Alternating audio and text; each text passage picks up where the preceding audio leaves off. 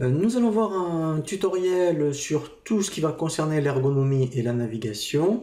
On va déjà voir un premier tutoriel dans ce domaine concernant la barre de navigation. Je trouve vraiment très intéressant cette fonctionnalité parce que lorsqu'on active la barre de la navigation, on la retrouve bien, partout, quel que soit, je dirais, l'endroit où on va se trouver par rapport ici au menu.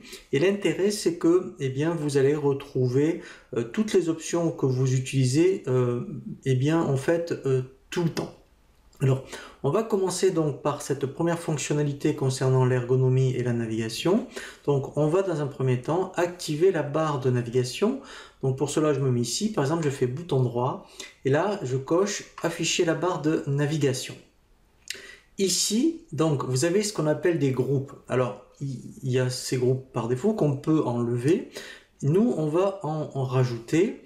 Pour cela, ici, je fais bouton droit, ajouter un groupe. Alors, vous pouvez ajouter après plusieurs groupes en fonction, je dirais, de votre utilisation. Moi, je vais en créer qu'un seul. Alors, je vais mettre tâches, par exemple.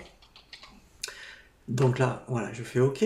Ensuite, dans ce groupe que j'ai appelé tâches, en fait, je peux insérer autant d'options que je veux. Donc après, effectivement, peut-être que c'est plus intéressant de créer différents groupes. Un groupe peut-être, je sais pas, client, fournisseur, article, vente, règlement, par exemple. Ou alors, vous mettez tout dans un seul groupe et comme ça, vous recensez toutes vos options. Donc là, on va en prendre une ou deux. Donc là, je refais bouton droit, ajouter une tâche. Voilà, et ici, en fait, je vais retrouver l'ensemble des options, vous voyez, du logiciel. Alors, je vais prendre juste deux options. Par exemple, celle-ci, créer un article. Donc là, je fais OK. Je peux même, vous voyez, le personnaliser. C'est-à-dire que je peux même lui donner un autre... je vais juste l'appeler article. Comme ça, voilà, vous verrez. On peut même, vous voyez, mettre une icône par exemple, voilà, mettre même une bulle d'aide, hein, donc si vous êtes plusieurs personnes à l'utiliser.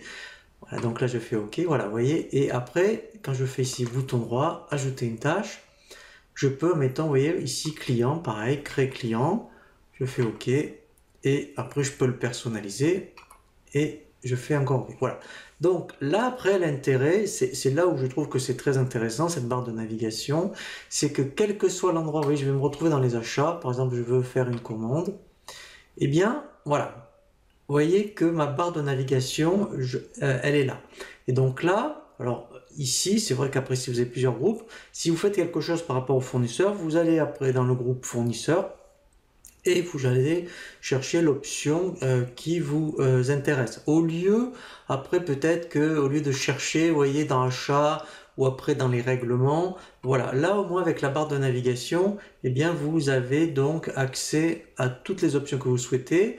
Après même, on peut, vous voyez, la réduire. Vous voyez, donc voilà. Après, il suffit de recliquer dessus, puis on l'active. Voilà, donc, moi, je trouve cette fonctionnalité vraiment très bien, parce que là, après, bien effectivement, en plus, pour exploiter le logiciel, là, en fait, on l'exploite beaucoup plus rapidement.